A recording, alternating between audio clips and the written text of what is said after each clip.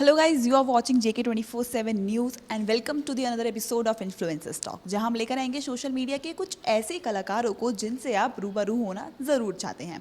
तो जो आज के हमारे गेस्ट हैं वो बेहद ही खास है। ऐसा हम इसलिए कह रहे हैं क्योंकि दुनिया में सबसे बड़ी कला है हंसाना, और हंसाने वाला व्यक्ति सबसे बड़ा माना जाता है। तो जो आज के हमारे गेस्ट हैं वो भी एक हरियाणवी कॉमेडियन है। तो चलिए मुलाकात करवाते हैं आपसे उनकी। तो ये है हमारे आज के गेस्ट अनूप चहल जी, जिनको हम जानते हैं फरीदाबाद रॉकर्स के नाम से भी। तो सर, आप जैसे हरियाणवी कॉमेडी करते हैं, तो आप पहले तो ये बताइए कैसे हैं आप? मैम एकदम फर्स्ट क्लास हैं एकदम। और आपसे मिलके ना, आपके चैनल से मिलके और मतलब अपने आप को खुश नसीब मानते हैं हम। Thank you so much sir. आप सर ये बताइए कि इंसान जो है वो खुश कैसे रहे? इंसान खुश कैसे रहे? इंसान को खुश रहने के लिए ना सबसे पहले मनोरंजन की जरूरत पड़ती है। तो मनोरंजन तो हम करते ही हैं, तो हमारा काम आपको हंसाना है और हम कोशिश करते हैं आपको खुश रखें। अगर आप खुश रहेंगे तो हम भी खुश रहेंगे। तो सर आप ये बताइए कि जो फरीदाबाद रॉकर्स नाम आया वो कैसे आया? मैम हर इंसान ये चाहता है कि वो अपने माँ बाप भाई बहन अपने जिस घर में रहता है, गांव में शहर में, उसका नाम रोशन करे। तो मैंने ना अपना यूट्यूब चैनल 2011 में बना लिया था, लेकिन मैं उस पर प्रॉपर तरीके से एक्टिव नहीं हुआ था। तो मैंने 2016-17 में यूट्यूब पे वीडियोज बनाने का काम शुरू कर दिया था। तो मुझे ऐसा लगा कि मुझे ना अपने जो ये मेरा शहर है अपना फरीदाबाद, मैं इसका नाम ना मतलब पूरे इंडिया तक फैलाऊं। तो किस तरीके से फैलाऊं? तो ना ऐसे ही एक बार आइडियाज़ आए कि मैं ना अब वाइन्स वीडियो बनाऊंगा और वो यूट्यूब पे ना बाहर तक जाएंगी। उसके साथ जो मेरा ये फरीदाबाद है उसका नाम भी जाएगा। तो मैं इसी तरीके से फरीदाबाद का नाम अपने देश में फैला सकता हूँ।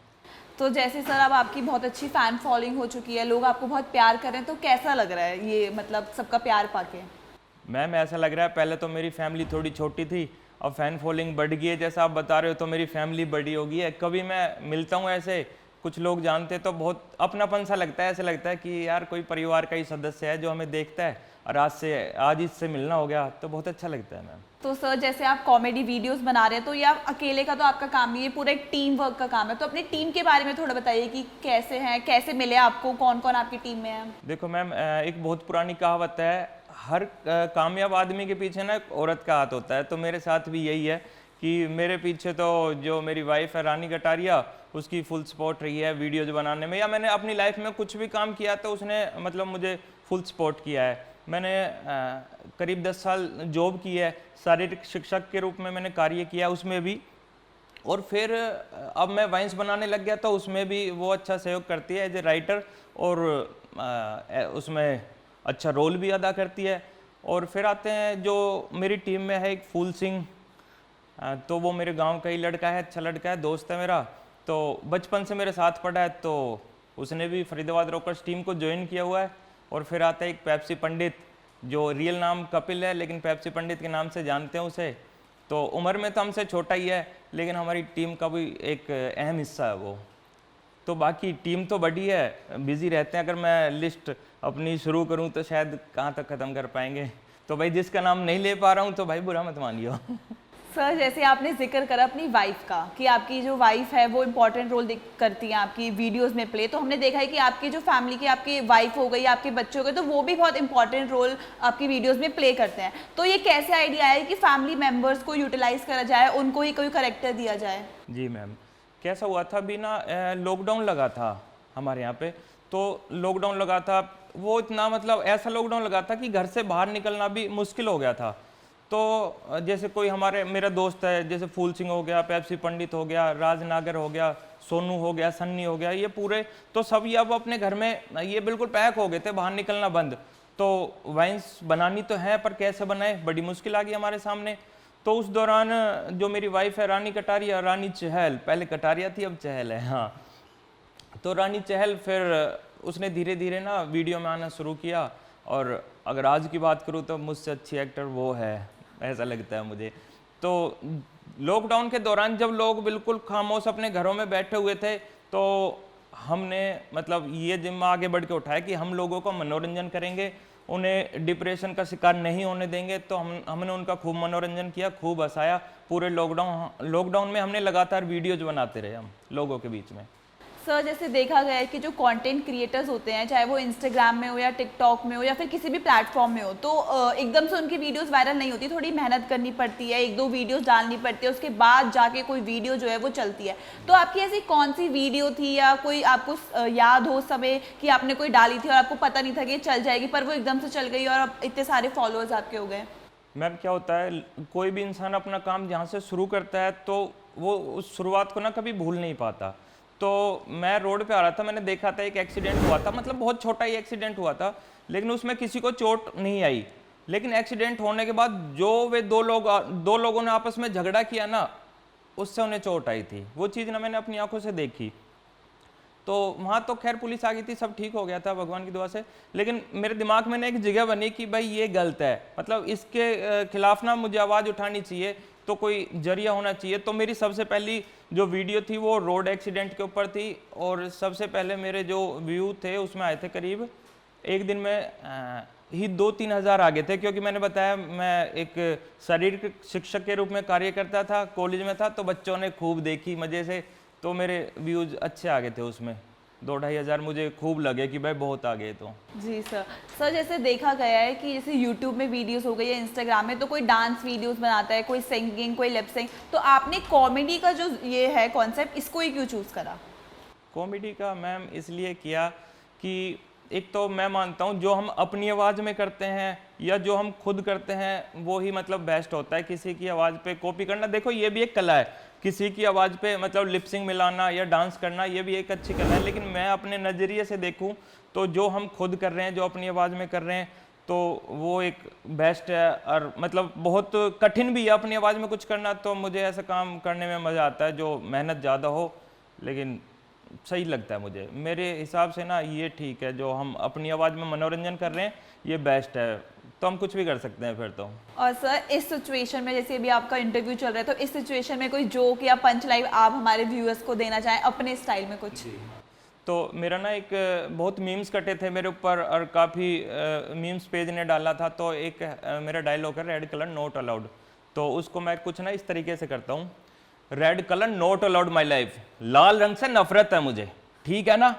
तो ऐसा कुछ होता है कॉमेडी में। जैसे बच्चों का रोल था, मतलब स्कूल का सूट था, तो उसमें जैसे कुछ बच्चे रेड कलर पहन के आ जाते हैं, तो मैं उन्हें ये डायलॉग बोलता हूँ उन्हें, तो वो काफ़ी मीम्स बने थे, मेरी काफ़ी मतलब बेइज्जती भी हुई थी, मतलब बेइज्जती तो नहीं, मतलब मज़े आए थे लोगों को, मुझे थोड़ा बुरा लगा, लेकिन अब आदत पड़ गई है, ठीक है भाई। तो सर जैसा अभी आपने बताया कि वो जो आपके ऊपर मीम बने तो आपको थोड़ा बुरा लगा, तो ऐसे आपके पास हेट कमेंट्स भी आते होंगे, जो लोग आपको कुछ ना कुछ बोलते होंगे, तो उसमें आपका क्या रिएक्शन है? उसमें मैम कई बार ऐसा होता है, जैसे हम कोई भी अपना काम करते हैं, तो अगर हम कामयाब ना हो पाते तो हमें कई चीज़ों का सामना करना पड़ता है।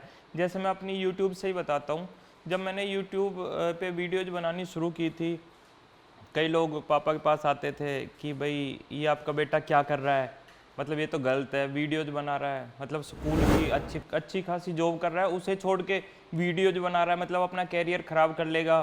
तो जैसे कोई पापा को ये चीज़ बोलता था, तो फिर पापा उसी चीज़ को मुझे आके बोलते थे कि भाई तू अपना कैरियर ख़राब मत कर लियो, तो जो जॉब कर रहा है वो करता रहे, वो ठीक रहेगा तेरे लिए। तो अगर किसी के पेरेंट्स ये बोलते हैं कि भाई मत कर, तो कहीं ना कहीं दिक्कत आती है उस चीज़ की। तो फिर धीरे धीरे उन चीज़ों को ठीक करते करते हम आगे बढ़ते रहे। तो ये अगर जब तक हम कामयाब नहीं हो जाते तो इन परेशानियों का सामना हमें करना ही पड़ता है। तो अभी जैसे अब जो आपको स्ट्रगलिंग टाइम में कमेंट्स आते थे हेट के, तो उस समय तो आपको बुरा लगता था, लेकिन अब जो हेट कमेंट्स आते हैं तो अब कैसा लगता है? आप उसको मतलब इग्नोर करते हैं या फिर अभी भी आपको उनको देख के बुरा लगता है? नहीं, देखो बुरा तो कभी पढ़ लेते हैं तो बुरा तो लगता है, वो हर इंसान को ही लगता है। अगर वो किसी भी चीज़ को सामने देखता है कि भाई किसी ने जैसे कमेंट में गाली दे दी या कुछ गलत बोल दिया, तो बुरा तो लगता है। लेकिन हम ना फिर ये सोचते हैं भाई वो उनकी मानसिकता है, वो उसी मानसिकता के लोग हैं, वो अपना काम सही से कर रहे हैं, वो गाली देने के लिए बने हैं, वो गाली दे रहे हैं और हमें उन्हें इग्नोर मारना है, हम अपना काम करना है हमें। और सर जैसे देखा गया है कि कॉमेडी भी एक डिफरेंट कॉन्सेप्ट है कि हर बार फैंस को कुछ डिफरेंट चीज़ देनी, क्योंकि एक ही चीज़ अगर आप कॉमेडी में करते रहेंगे तो लोग जो है वो बोर हो जाएंगे। तो हर बार कुछ नया कैसे करते हैं आप? हर बार नया तो हम क्या करते हैं कि जैसे अपने गांव से, अपने पड़ोस से या किसी यार दोस्त से जब बातचीत करते हैं तो उसके साथ कुछ ऐसा हो रखा हो, या जो हमारे घर के बड़े बुजुर्ग हैं या गांव में कोई कोई ना कोई कहानी या कोई किस्सा बता देते हैं, तो हम उसको ना अच्छे से सुनते हैं। उस किस्से को सुन के ना तरोड़ मरोड़ के उसमें से कुछ अच्छी क्रीम बनाने की कोशिश करते हैं और फिर एक नया कंटेंट बन के ना हमारे बीच में तैयार हो जाता है। तो इतनी मुश्किल तो शायद नहीं, मुश्किल तो आती है पर इतनी ज़्यादा नहीं आती, क्योंकि हो आप जाता इधर है उधर सब। से ले हाँ, लेते हैं। हाँ ले लेते हैं, हमारे आस पड़ोस में ये सब चीज़ है तो थोड़ा थोड़ा उठा लो, नहीं पता लगेगा किसी को। तो सर आपको कुछ प्रेशर फील होता है कि हर बार फैंस को कुछ अलग चीज़ देनी है, कहीं सेम ना चला जाए कोई कॉन्सेप्ट? हाँ मतलब प्रेशर तो नहीं, लेकिन हाँ थोड़ा ये लगता है कि कुछ अलग देना है, मतलब रिपीट ना हो जाए। कुछ रिपीट हो गया तो हमारी ऑडियंस या हमारी जो फैमिली है वो कहेगी भाई हाँ। वो तो किया ही था, ये दोबारा कर दिया, तो इसलिए थोड़ा रिपीट नहीं करते। थोड़ा आता है बर्डन, लेकिन इतना भी नहीं कि हम नहीं कर पाएंगे। तो अभी तक हमने आपको बताया कि अनूप चहल जी के एक यूट्यूब चैनल है जो कि फरीदाबाद रॉकर्स से जाना जाता है, लेकिन मैं आपको बता दूं कि इनके दो चैनल्स हैं। फरीदाबाद रॉकर्स में ये जो है फनी व्लॉग्स डालते हैं, और एक इनका चैनल है इनके नाम से, अनूप चहल के नाम से, जिसमें ये फैमिली व्लॉग्स डालते हैं। तो अनूप जी, आगे आने वाले समय में आप एक और यूट्यूब चैनल खोलना चाहेंगे या फिर इन दो में ही अच्छे से वर्क करेंगे? मैम अभी तो हम इन दोनों में ही अच्छा वर्क कर रहे हैं, लेकिन मैं ये नहीं कहूँगा कि नहीं खोलना चाहेंगे। अगर कुछ आगे ऐसा ट्रेंड में आया तो कुछ एक और चैनल भी खोल लेंगे, गेमिंग का हो गया, शॉर्ट्स का हो गया, जो ट्रेंड में चलेगा वैसा हम कर लेंगे। सोचा है कि आप एक गेमिंग का चैनल भी खोलेंगे जल्द? हाँ हाँ, एक गेमिंग का भी खोल सकते हैं। ठीक है, तो आने वाले समय में आपको मिलेगा कि अनूप चहल जी का एक गेमिंग चैनल भी है।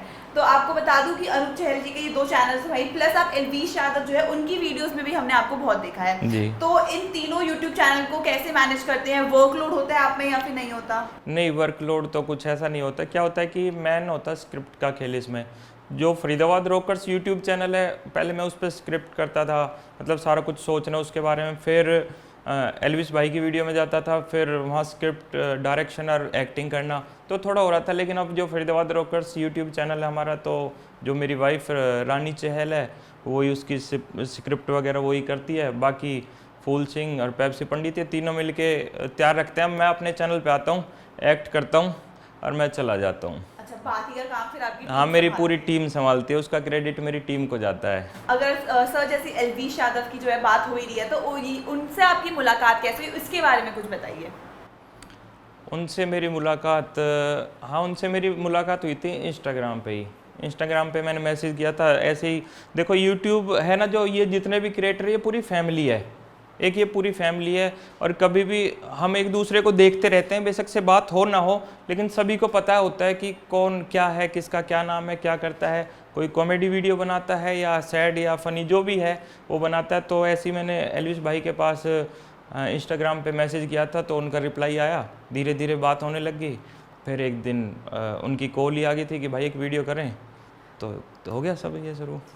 तो सर जैसे ही हम देख रहे हैं कि जब हम इनके घर पर आए तो इनकी ना ये जो वॉल है इसमें कुछ यूट्यूब की अचीवमेंट्स हैं, तो हम आपसे जानना चाहते हैं कि ये क्या अचीवमेंट्स है, आपको कब मिली? ये यूट्यूब पे क्या होता है, जब हमारे 1 लाख सब्सक्राइबर हो जाते हैं तो इस पे ये बटन आता है पहला। तो मेरे 1 लाख हुए थे 2018 में हो गए थे, तो तभी आया था ये। अब उसके बाद अब गोल्ड आएगा, वो आता है 10 लाख पे, तो जल्दी से हो जाए हमारे 10 लाख और गोल्ड आ ही जाएगा। तो अब गोल्ड के बाद फिर डायमंड भी है, तो डायमंड बटन कब तक आ जाएगा आपके पास, क्या लगता है? मैम डायमंड बटन कब आ जाएगा, मैं तो मेहनत कर रहा हूँ इतनी कि कभी भी आ जाए, लेकिन ऑडियंस बताएगी कि वो कब दिलाएगी। तो ऑडियंस जल्द से जल्द, इनके पास सिल्वर आ चुका है, जल्द से जल्द आप इनको गोल्ड दिलाइए और फिर उसके बाद जल्द से जल्द इनको डायमंड प्ले बटन भी दिलवाइए। जैसा कि हम सब जानते हैं कि जो हरियाणवी कॉमेडियंस हैं उनने आजकल सोशल मीडिया पे काफ़ी धूम मचा रखी है, लोग उनको काफ़ी पसंद कर रहे हैं, और हरियाणा के बहुत सारे कॉमेडियंस हैं जो धीरे धीरे करके काफ़ी आगे आ रहे हैं। तो सर कभी कभी लगता है कि कहीं कॉन्सेप्ट क्लैश ना हो जाए या फिर कोई और हरियाणवी कॉमेडियन आपसे आगे ना निकल जाए, कभी ऐसा डर नहीं लगता आपको? क्योंकि लोग जो है वो काफ़ी पसंद कर रहे हैं हरियाणा की कॉमेडी को। देखो हरियाणा तो अपने पूरे इंडिया में नंबर 1 है जो है, तो उसमें क्या है कि हरियाणवी जो कॉमेडी है ना वो तो कभी पीछे रह ही ना सकती। और ये रेस है, आज ये आगे है तो कल वो आगे, कोई ना कोई आगे तो चलता ही रहेगा। तो इसमें डरना नहीं चाहिए, थोड़े पीछे रह गए तो और ज़्यादा मेहनत करेंगे, बराबर आ जाएंगे, पर इतना पीछे नहीं रहेंगे। तो शुरुआत में अनूप जी ने हमें बताया कि वो अकेले ही पूरा जो ये कॉन्सेप्ट है कॉमेडी वो करते हैं, यूट्यूब में वीडियोस डालते हैं, वो अकेले नहीं करते हैं और इसके पीछे उनकी टीम का हाथ है। तो चलिए उनकी टीम से कुछ बातचीत करते हैं। तो टीम की जहाँ बात हो रही है तो हम सबसे पहले बात करेंगे रानी जी से, जो कि है अनूप जी की वाइफ। हमने पूरे शुरुआत में देखा है कि अनूप जी ने जब से इंटरव्यू शुरू करा है तो उन्होंने रानी जी का बहुत जिक्र करा है कि वो उनके बहुत मदद करती है। तो रानी जी से ही जानते हैं पूरी बातें। तो सबसे पहले आप सभी का, ये पूरी जो टीम है अनूप जी की टीम है, तो आप सभी का स्वागत है हमारे शो में। तो रानी जी आप बताइए कि कैसा लगता है आपको उनको सपोर्ट करना, और जब सबसे पहले उन्होंने आपको बताया इस आइडिया के बारे में तो आपको कैसा लगा? सपोर्ट करना बहुत अच्छा लगता है, और आइडिया के बारे में बताया तो पहले तो मैं सोच में पड़ गई क्या ये ठीक रहेगा या नहीं। फर्स्ट थिंग तो आती है यही दिमाग में। फिर सोचा चलो अगर इन्होंने सोचा है तो कोई अच्छा ही सोचा होगा, तो मैंने भी फिर इनका साथ दिया। और देखा गया है कि हरियाणा से होने के बावजूद भी आप जो है इनकी वीडियोस में एक्टिंग करती है, बहुत अच्छी एक्टिंग करती है, लोग आपको बहुत पसंद भी करते हैं। तो जब इन्होंने आपको ये आइडिया दिया कि आप एक्टिंग करें तो उसमें आपका क्या रिएक्शन था? पहले मैं नर्वस थी, बहुत ज़्यादा नर्वस थी, और मैंने पहले मना भी किया था। मैं सिर्फ पहले स्टोरी राइटिंग वगैरह में इनकी हेल्प करती थी, बट एक्टिंग के लिए मैंने मना किया था। बट लॉकडाउन में फिर मुझे एक्टिंग करनी पड़ी। वैसे मैं बहुत नर्वस थी बट धीरे धीरे सीख गई। हाँ, पर जो आपने धीरे धीरे सीखे इससे ये भी दिखता है कि फैंस भी आपको बहुत प्यार कर रहे हैं और अब उनको आपकी जो ये एक्टिंग है वो अच्छी भी लगती है। तो हम ये कह सकते हैं कि जो रानी जी है वो अनूप जी के एक बैकबोन की तरह उनका साथ देती है, चाहे वो राइटिंग हो, कॉन्सेप्ट हो या फिर एक्टिंग हो, सब में उनके साथ चलती हैं। अगर राइटिंग की बात हो रही है तो हम रानी जी से जानते हैं कि राइटिंग में उनका कैसे रुझाव आया और कैसे वो उन्होंने राइटिंग शुरू करी। राइटिंग की बात करें तो हमने पहले सोचा कि जो डेली रूटीन में जो जो चीज़ें होती हैं, जो जो हंसी मजाक और जो भी बातें होती हैं, हम वही दिखाएंगे। तो उसी से ही हमें आइडिया आया, क्योंकि हमारा ज़्यादातर एंटरटेनमेंट का होता है, कॉमेडी होती है, तो उसी में ही हस्बैंड वाइफ की कॉमेडी, हल्की फुल्की विद फैमिली कॉमेडी, तो यही हमें बेस्ट लगा और इसी पे ही हमने आगे काम। तो आपको पहले से शौक था लिखने का या फिर एकदम से आपने लिखना शुरू करा? नहीं, मेरे को शौक तो बचपन से ही है लिखने का और फिर मेरे को एक प्लेटफॉर्म भी मिल गया। हाँ, तो ये जो प्लेटफॉर्म है ये पति ने जो आपको प्लेटफॉर्म दिया, हम कह सकते हैं कि इसने मतलब आपका जो शौक था ये भी बहुत अच्छे से हाँ कंटिन्यू हो गया राइटिंग। चलिए हम बात करते हैं उनके नेक्स्ट टीम मेंबर से और जानते हैं कि वो क्या रोल निभाते हैं उनकी वीडियोस में। तो सर पहले तो आपका बहुत बहुत वेलकम है हमारे शो में। आप बताइए कि कैसे मिले आप अनूप जी से और क्या रोल करते हैं आप? जी, मैं इनका बचपन का मित्र हूँ। एक साथ पढ़े हैं हम पहली से और 12वीं तक, और आगे ये मास्टर बन गए और मैं एक डॉक्टर बन गया और तो मतलब मास्टर और डॉक्टर की जोड़ी अब जो है वीडियोस में भी जी। और फिर मैंने पहली वीडियो देखी अनु भाई की, तो मैंने सोचा कि मेरे को शौक था कि मैं भी एक्टिंग करूं, लेकिन एक प्लेटफॉर्म नहीं मिल रहा था। जब अनु भाई को मैंने देखा कि भाई ने वीडियो बनाई है, तो मेरे को भी जो मन में मेरी जो उम्मीद थी वो जाग गई, और भाई से मैं मिला कि भाई मेरे को भी आपके साथ काम करना है और वीडियो में एक्ट करना है। तो भाई ने फुल सपोर्ट किया और सिखाया मेरे को, और मेरे को हवलदार का रोल दिया, और जिसको मैं पूरे तरीके से निभाता हूँ। तो हम देख सकते हैं कि अनूप जी का जो एक बचपन का दोस्त है और उनकी जो धर्म पत्नी है, इन दोनों ने इनका साथ कभी नहीं छोड़ा, और चाहे वो बचपन का दोस्त हो या उनकी बीवी हो, वो अभी तक उनके साथ है और उनकी वीडियोस में बहुत अच्छे से रोल निभा रहे हैं। तो हम बात करते हैं तीसरे व्यक्ति से जो उनकी टीम के मेंबर हैं कि ये क्या करते हैं।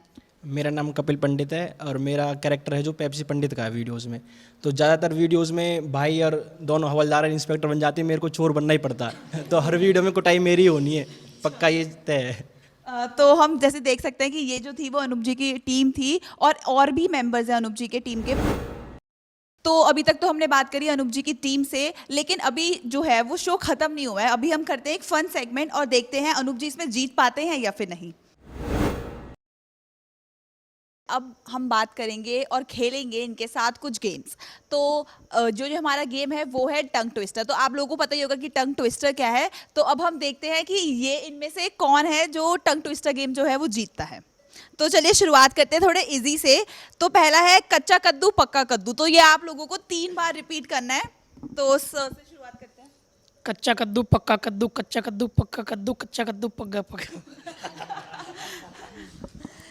कच्चा कद्दू पक्का कद्दू, कच्चा कद्दू पक्का कद्दू, कच्चा कद्दू पक्का कद्दू। अरे मैं तो अच्छा भूल ही ना पाएगा मेरे तो कच्चा कद्दू पक्का कद्दू, कच्चा कद्दू पक्का कद्दू, कच्चा कद्दू पक्का कद्दू। कच्चा कद्दू पक्का कद्दू, कच्चा कद्दू पक्का कद्दू, कच्चा कद्दू पक्का कद्दू। ठीक है, ये तो इजी, तो ये तो सबने बोल ही दिया। अब हम बात करेंगे पके पेड़ पर पका पपीता, पका पेड़ या पका पपीता। पके पेड़ पर पका पपीता, पका पेड़ या या पका पपीता। एक मिनट दोबारा से बताओ। पका पेड़ पर पका पपीता, पका पेड़ या पका पपीता। कंफ्यूज हो रही हूँ मैं तो। मेरी देखो पके पेड़ पर पका पपीता, पका पेड़ या पका पपीता। मेरी तो समझ ही नहीं आ रहा है। चलिए कराओ कराओ कराओ कराओ कराओ, बोलना तो पड़ेगा ही। पके पेड़ पर पका बोलेंगे। पके पेड़ पर पका पपीता, पक्का पेड़ या पका पपीता। पके पेड़ पर पका पके पेड़ पर पका पपीता, पका पेड़ या पका पपीता। पके पेड़ पर पका पपीता हो गया काम भाई मेरा तो। पके पेड़ पर पक्का पपीता या क्या पपीता भाई हो गया काम। पक्के पेड़ पर पक्का पपीता, पेड़ पकाया पका पपीता। इस गेम में तो ये जीत गए। नेक्स्ट हम शुरुआत करते हैं। पीतल के पतीले में पपीता पीला पीला। पीतल के पतीले में पपीता पीला पीला। पीतल के पतीले में पपीता पीला पीला। पीतल के पतीले में पपीता पीला पीला। पीतल के पतीले में पपीता पीला पीला। पीतल के पतीले में पपीता पीला पीला। पीतल के पतीले में पपीता पीला पीला। पीतल के पतीले में पकीता पीला पीला हो गया भाई। क्वेश्चन क्या था? हाँ इसका मतलब आपको बोलना है कि पीतल के पतीले में पपीता पीला पीला। पीतल के पतीले में पपीता पीला पीला। पीतल के पतीले में पपीता पीला पीला। पीतल के पतीले में पतीला पीला पीला। पतीला नहीं। ये इन्होंने पपीते को पतीला बोल दिया। तो ये जो है हम अभी तक देख रहे हैं कि अनूप जी जो है वो एक भी ढंग से बोल नहीं पा रहे हैं। लास्ट है, ये थोड़ा डिफिकल्ट है, देखते हैं ये वाला राउंड कौन जीतेगा। जोजो को खोजो खोजो जोजो को, जो जोजो को ना खोजे तो खो जाए जोजो। जोजो को खोजो खोजो जोजो को, जो जोजो को ना खोजे तो खो जाए जोजो।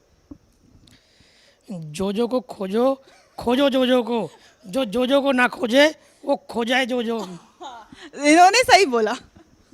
जोजो को खोजो खोजो जोजो को, जो ना खोजे जोजो को वो खो जाए जोजो। मैं आपके लिए फिर से रिपीट कर देती हूँ।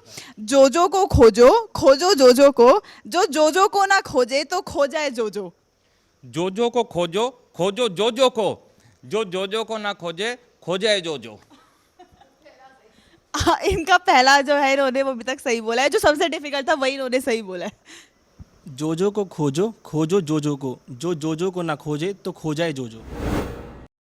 So okay guys, that's all for today. ये इंटरव्यू हम यहीं खत्म करते हैं और ये राउंड भी हम यहीं खत्म करते हैं। हम ये नहीं कह सकते कि ये वाला जो राउंड है वो अनूप जी हारे हैं, क्योंकि जो सबसे डिफिकल्ट वाला था वो अनूप जी ने बोल ही दिया आखिरकार में। So that's all for today's episode guys. आपसे लेते हैं विदा, आपसे फिर मुलाकात होगी नए कॉन्सेप्ट और नए कंटेंट क्रिएटर के साथ। जब तक देखते रहे JK24/7।